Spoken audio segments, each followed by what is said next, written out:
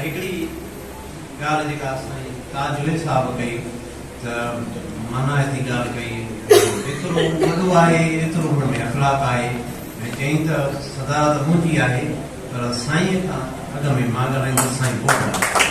साईं ताजुल साहब खे ॻाल्हाए ताड़ी वॼाईंदुसि ॾाढो भलो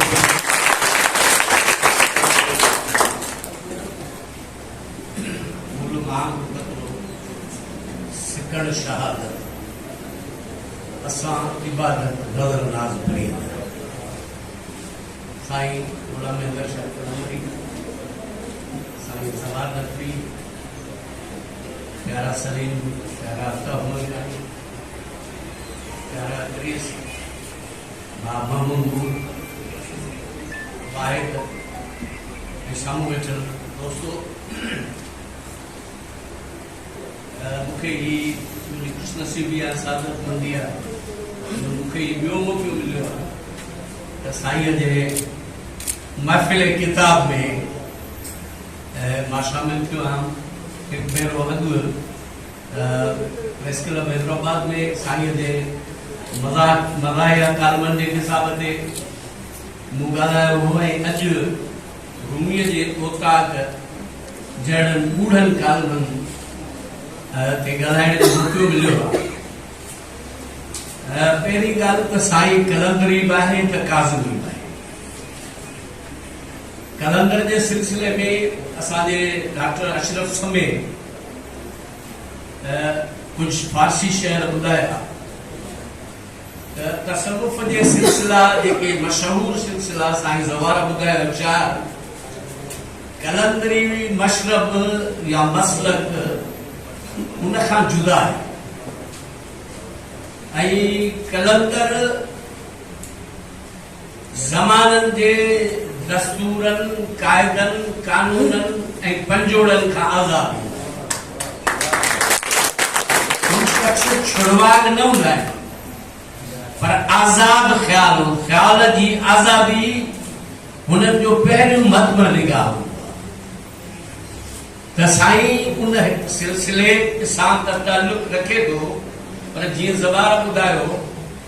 त काज़मी सिलसिले सां बि संदन ताल्लुक़ आहे। शाह लतीफ़ काज़मी हो, साईं जीएम सैद काज़मी हो।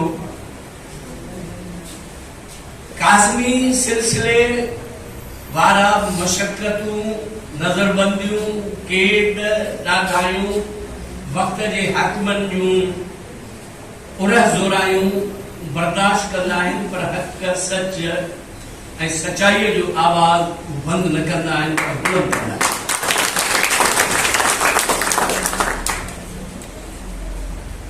यानी त हाकिम या हमले कंदड़ जॾहिं बि कंहिं मुल्क में ईंदा आहिनि त उन्हनि वटि हथ में तलवार हूंदी आहे ऐं सुवारीअ लाइ घोड़ो हूंदो आहे त उहे तलवार ऐं घोड़े सां गॾु ख़ुदा जो तसवुर बि पंहिंजो करे ईंदा आहिनि ऐं पोइ वक़्त जे हाकिमनि मुल्लनि वाइज़नि ऐं सिपह सालारनि जे ज़रिए उहे ख़ुदा जो उहो पंहिंजो मड़ियल तसवुर आम ख़ल्क़ ते मढ़ण जी कोशिश कंदा आहिनि पर उन जे मुक़ाबले में संत ऐं सूफ़ी उहे ख़ुदा जो छाकाणि त उहे हाकिमनि ऐं हकारनि जा मुखालिफ़ हूंदा आहिनि ऐं उहे ॾाढ ऐं ज़ुल्म जे ख़िलाफ़ हूंदा आहिनि। तंहिं करे उहे हाकिम ऐं धारे जे मढ़ियल ख़ुदा जे तसवुर खे क़बूल न कंदा आहिनि ऐं हुननि वटि जेको ख़ुदा जो तसवुर हूंदो आहे उहो अवाम दोस्त हूंदो आहे, इंसान दोस्त हूंदो आहे ऐं उहो मोहबती ऐं बाज़ार हूंदो आहे। त सूफ़ीअ जो ख़ुदा हाकिम ऐं हकारे जे ख़ुदा खां मुख़्तलिफ़ उत्तम ऐं आला हूंदो आहे। ऐं ही जेको चवंदा आहिनि त ख़लक़ल आदम अला सूरती उनजो मफ़हूम इहो आहे त एक दिल के ड्राइण 1000 काबन जे ड्राइण बराबर है। मुल्ला शाह जो चवण यो भी इन तसलसल में है। इंसान जी सूफीअ जे इंसान जी दिल खुदा जो घर हूंदी है। हू दिमाग ते मड़ियल खुदा जो हूंदो आहे त उन जो काय न हूंदो आहे। ऐं हिन किताब जो नालो ई रूमीअ जी औताद है। ऐं रूमी तारिक दुनिया सूफी न हो, कलंदर तारिक दुनिया सूफी न हो। ही सूफी बा अमल, बा इल्म ऐं माण्हुनि में मौजूद सूफी आहे, जिन समाज सां नाता न टोड़िया, न माण्हुनि सां नाता न टोड़िया। नतीजे तौर इन्हनि सूफियुनि जे औताकुनि, औतारनि, दरगाहनि ते कोड़े कन सलाम अचो आसण हुनजे। कंहिं हाकिम जी क़बर ते हाकिम जे मुक़बरनि ते माण्हू सलामी न थींदा आहिनि, पर सूफियुनि सच प्रस्तनि जे औतार। मां फैसलाबाद वियुसि, उते फरंग खाना फरंग ईरान वारनि हिकिड़ो रूमीअ जी कारगर खोली,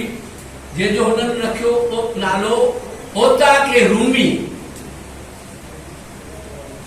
मूं उन खां पुछियो त ओता लफ़्ज़ असां वटि बि आहे, तुर्कीअ में बि आहे। ओता जो मतिलबु आहे दानिशकदा, जिते ॾाहप,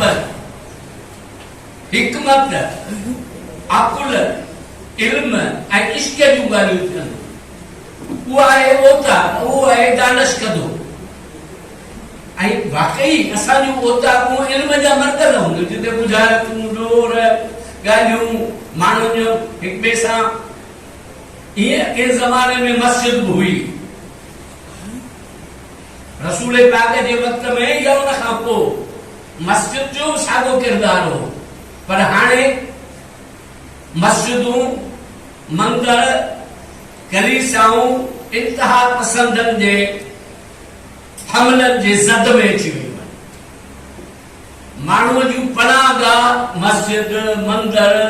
सूफियुनि जो दानिशकदा, ओताकूं हुयूं, स्कूल हुआ, दर्शगाहूं हुयूं, पर उहे अॼु सभु इंतहा पसंदी ते वर चढ़ी विया। हिकिड़ी औरत मुस्लमान या हिंदू, उहा चिट चेट जे ज़रिए कंहिं मुल्क में वञी मज़हब मुखालिफ़ सां दोस्ती थी रखे, या त इहो कहिड़ो सबबु आहे हितां जो धाड़ेल चए थो त मंदरनि ते हमला कंदा। ही सिंध जे तसव्वुफ़, सिंध जे रूह जे ख़िलाफ़ ही साज़िश आहे, ऐं उन साज़िश में उहे एजेंसियूं शामिल आहिनि।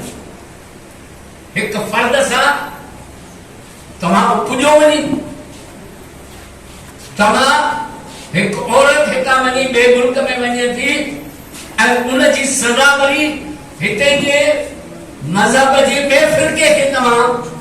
या ॿिए धर्म वारे खे निशानो बनाइण लाइ धमकियूं ॾियूं था। असीं इन धमकियुनि जी मरमत करियूं था,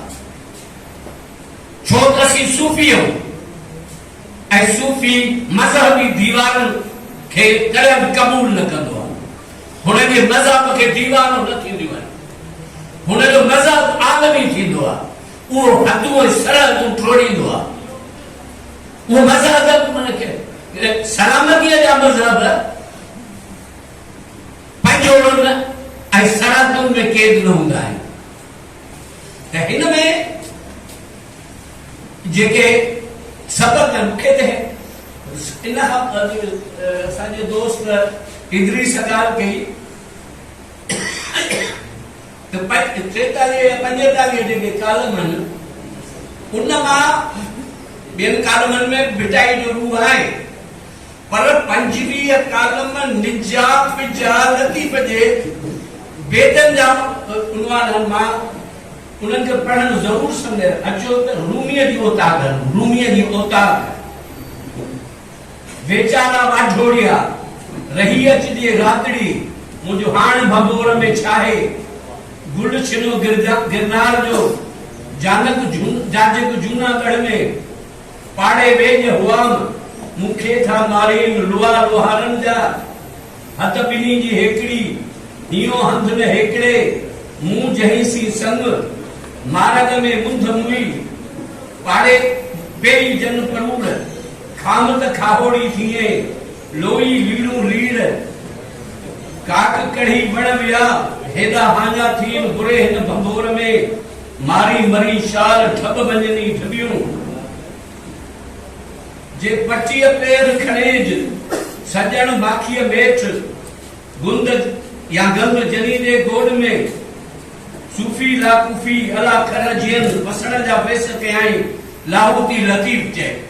हाणे इन तसर मां हिकड़ी ॻाल्हि त हिन में रूमीअ जी रिहाणत आहे पर लतीफी फिक्र जो गर्व सत जोहर असेंस मौजूद आहे हिन ॻाल्हि में सिर्फ़ उनवान न पर उन उनवाननि ते ॿधल जेके मौज़ू आहिनि उहे लतीफी फिक्र जी साझा ॾियनि था साईं उन आम मसनद नशीनीअ ऐं सजादा नशीनीअ ऐं दरगाहूं वारनि मां नाहे जेके दरगाहूं पैसे ऐं मफ़ादनि जो मर्कज़ बणिजी वियूं कादर बख्श मूंखे ॾाढी तकलीफ़ पहुती जॾहिं हिन भेरे कादर बख्श बेदिल साईं जी कॉन्फ्रेंस में मां मकालो पढ़ण वियुसि गादी नशीन विड़ी पिया बेदिल बेकस जे दरगाहनि खे ताला लॻी विया पर शाबस आहे अख्तर दरगाह खे जे आर्ट काउंसिल में बेदिल जी कॉन्फ्रेंस ऐं बेकस जे कॉन्फ्रेंस खे बरक़रार रखियो भई सूफियुनि जे आस्थाननि ते ताला चाढ़ण इहो मफ़ाद परस्तनि जो कमु आहे इएं वरी ॿिया इंतहा पसंद यानी तसव्वुफ़ असां वटि हिकिड़ो उहो आहे जेको आवाम दोस्त ॿियो जेको हुक्मरान दोस्त आहे असांजे हाकिमनि ऐवान सदर में सूफ़ी कॉन्फ्रेंसूं कोठायूं मशाइखनि जे ज़रिए इन्हनि कोशिश कई त सरकारी सूफियज़म खे अॻियां आणिजे पर हुन में कामयाब न विया छो त तसव्वुफ़ हाकिमियत हुक्मरानीअ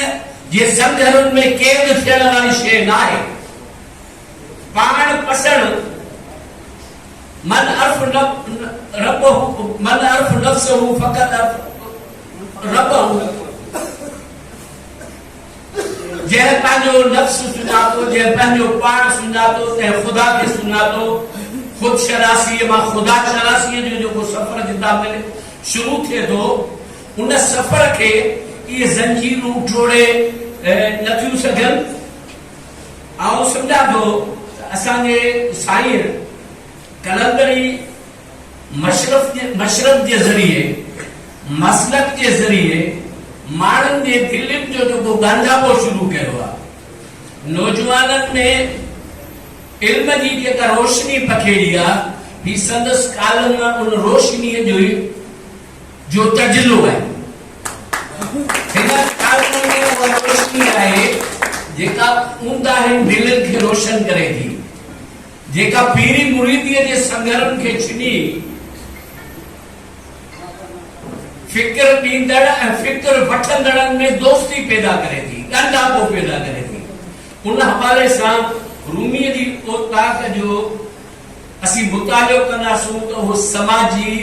ऐं इस्लाही कालम आहिनि तोड़े अंदर जे उजाड़ जो सहीफ़ो आहे उन करे आउं सम्झां थो त हिन क़िस्म जा किताब उहे सूफ़ी बुज़ुर्ग जेके नौजवाननि खे किताबनि सां दोस्ती सेखारीनि था कलम सां दोस्ती सेखारीनि था धड़ाधड़ मुसलसिल लगातार किताब ॾियनि था ऐं सम्झां थो त इहो जेको फेज़ आहे उन फेज़ जी रोशनी